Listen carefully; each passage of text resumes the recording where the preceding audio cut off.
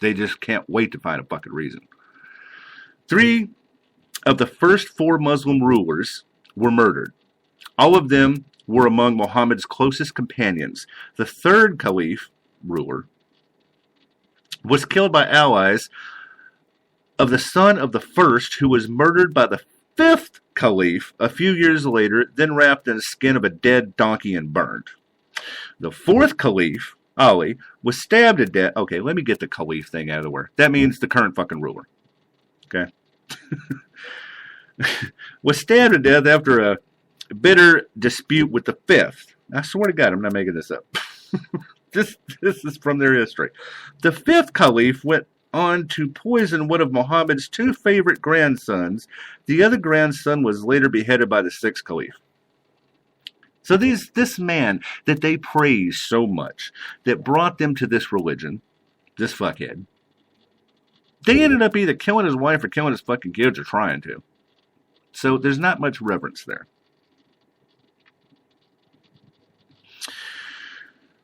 The fighting and power struggles between Muhammad's family members, closest companions, and their children only intensified with time. Within 50 short years of Muhammad's death, even the Kaaba, which had stood for centuries under pagan religion, lay in ruins from the eternal Muslim war. And that's just the fate of those within the House of Islam. That's just the big guys. Number 5, Muhammad directed Muslims to wage war on other religions and bring them under submission to Islam. Within the first few decades following his death, his Arabian companions invaded and conquered Christian, Jewish, Hindu, Buddhist, and Zoroastrian lands. A mere 25 years after Muhammad's death, Muslim armies had captured land and people within the borders of over 28 modern countries outside of Saudi Arabia. Religion of peace. And let me tell you something, it's no fucking different. Number 6, Muslims continued their jihad against other religions for 1400 years, checked only by the ability of non-Muslims to defend themselves. To this day, not a week goes by that Islamic fundamentalists do not attempt to kill Christians, Jews, Hindus, Buddhists, explicitly in the name of Allah. None of these other religions were at war with each other. It's just them. Number 7, Islam is the only religion that has to retain its membership by threatening to kill anyone who leaves. This is according to the example set by Muhammad. If you try to go, it's kind of like the mafia.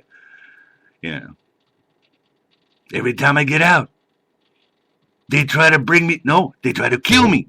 That's what they try to do. So I can't fucking go anywhere.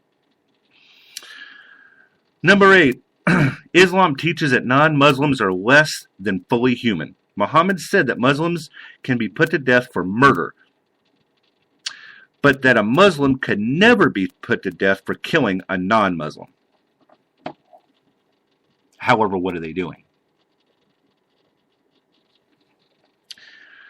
Number 9, the Quran never once speaks of Allah's love for non-Muslims, but it speaks of Allah's cruelty toward and hatred of non-Muslims more than 500 times.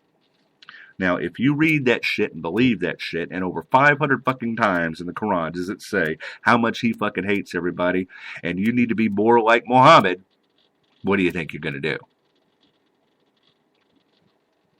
And number 10, and this was the one that I found really, really interesting. Allahu Akbar, Allahu Akbar, Allahu Akbar. Does anybody know where that came from? That is what was said before. That is what was said before. Pay attention. It's exactly what was said before the airplanes were flown into the buildings in 9/11. Yeah. All right. So, what I have, considering it's such a peaceful country, is this is the latest news. Okay, and I'm talking, this is the latest fucking news. I'll tell you exactly what it is. First of all, from 11/8 of 2013 in Somalia, a Shadar car bomber exterminates 11 people at a hotel. Now, I want you to understand this. Muhammad is God's apostle. Those who follow him are harsh to the unbelievers, but merciful to one another. That's the Quran 48:29. Look it up. That's your fucking Muslim book. November 8th of 2013, same day, in Iraq, Mujahid bombers caused a horrific scene with a shrapnel bomb along a shopping district. Well, they didn't manage to get a hold of anybody, maybe because, they're uneducated fucking idiots and couldn't figure out where to put the bomb right. I don't know.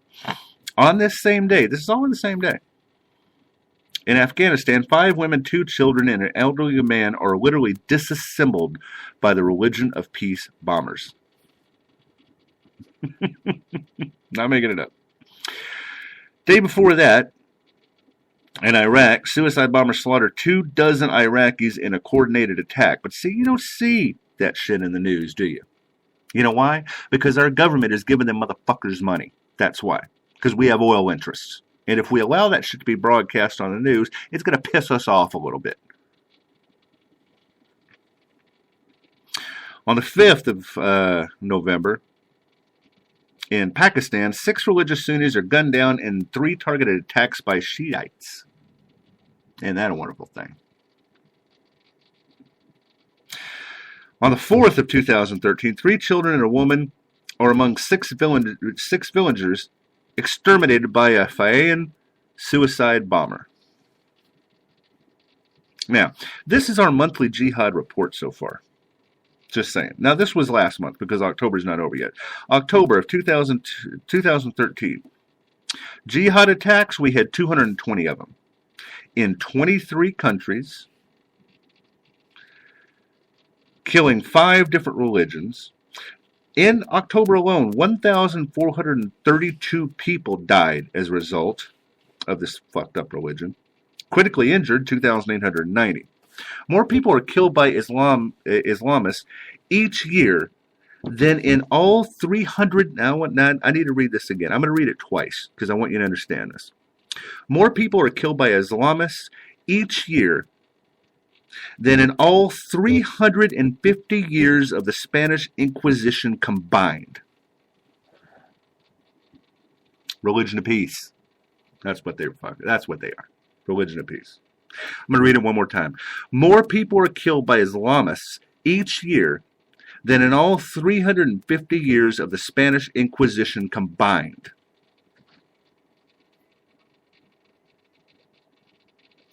Islamic terrorist murder, because these are 2 different people, killed by Islamists and Islamic terrorists. Islamic terrorists murder more people every day than the Ku Klux Klan has in the last 50 years. True fact. More civilians are killed by Muslim extremists in 2 hours on September 11th than in 36 years of sectarian conflict in Northern Ireland. And them fuckers have been fighting each other forever. Another fact. 19 Muslim hijackers killed more innocents in 2 hours on September 11th than the number of American criminals executed in the last 65 years. If you want the source to that, email me. I give you the source to every single one of them. There is a site that I want to mention to you guys. I want y'all to go take a look at this. Take a look at this website. It is called the religionofpeace.com. And what they do is they basically watch everything around the world that Muslims do, and they don't fucking like them. Now, between, let's see if I could check this here. This is 11/13/2013. This is today. A suicide truck bomber turns 10 Iraqis into a bloody pulp. That's in Iraq. Did you hear about that on the news? I'm just curious. Did you hear about it on the news? I don't recall seeing that. In Iraq, today, 8 Shiite pilgrims are sent straight to Allah by Sunni co-religionists in 3 separate bombings.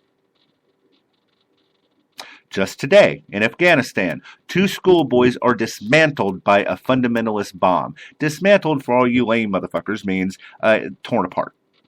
Schoolboys. Today, in Thailand, a 26-year-old Buddhist on a motorcycle is machine gunned by Muslim terrorists. Today. Also today in Israel, a 19-year-old soldier sleeping in a bus is brutally stabbed to death by a 16-year-old Muslim. Today. And finally, so far, because, depending on what time zone you're in, we got another, 20 minutes, 30 minutes, an hour. In Pakistan, Sipa Shariba members gunned down a Shiite inside of a shop. No fucking reason. No reason. So, that's just today. Religion of fucking peace. 2 other things I want to get into because I thought this was going to take a little bit longer because I'm so fucking irritated by this. It's driving me fucking insane. We're going to get into Sharia law because it's a very interesting thing. And let me tell you why. This is Sharia law. This is the law that Muslims say that we should all live by. This is what makes one great. Now, I have to say that there's a couple in here that I tend to agree with. Couple in here that like, you know what? If we did do that shit, we wouldn't have much problem. But needless to say, we're in America and we can't do this kind of shit.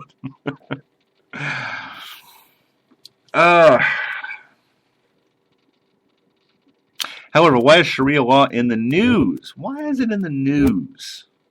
Sharia law is in the news all the time. An Islamic court in Nigeria yesterday upheld a sentence of death by stoning for a woman accused of adultery. The case is the latest in a series of sentences passed under Sharia law, a set of religious laws adopted over the past 2 years in the northern regions of Nigeria, which have predominantly Muslim inhabitants. They can have Sharia law there. They say it's their fucking right. Sharia law, which derives from the teachings of the Quran and from the Sunnah, the practice of the Prophet Muhammad, is implemented to varying degrees in different Islamic countries. For example, for the beheadings of Saudi Arabia to the relatively liberal social mores of Malaysia. What is Sharia, you ask? Well, it's funny you ask. Let me tell you. The word Sharia means the path to a watering hole. You think that they could have come up with some more clever shit than that. But okay. The path to a watering hole. It denotes an Islamic way of life that is more than a system of criminal justice. Sharia is a religious code for living, in the same way that the Bible offers a moral system for Christians. Same thing. It is adopted by most Muslims to a greater or lesser degree as a matter of personal conscience, but can also be formally instituted as law by certain states and enforced by the courts. Many Islamic countries have adopted elements of Sharia law, governing areas such as inheritance, banking, contract law. I mean, I don't know what the fuck Muhammad knew about contract law. Because it seems to me that whoever's in power at the time in Islam could just make it up and say, well, it's fucking Sharia law. You might be asking, what does Sharia decree? What does it do? What does it say? What's it trying to get over on us? I will tell you. Sharia offers a code for living, governing all elements of life, from prayers to fasting to donations to the poor. It decrees that men and women should dress modestly, which in some countries is interpreted as women taking the veil and the sexes being segregated. Sharia governs the lives of people in ways which are not governed by the law. Lynn Welshman, the director of the Center for Islamic and Middle Eastern Law, said, over 50 countries are members of the Organization of Islamic Conference, and you can expect there will be some form of compliance with Sharia, either in the people's personal life or enforced through the courts by the state. A lot of states in the Middle East are taking more elements of Sharia into their state laws. For the most part, I mean, I tell you what, I'm really going to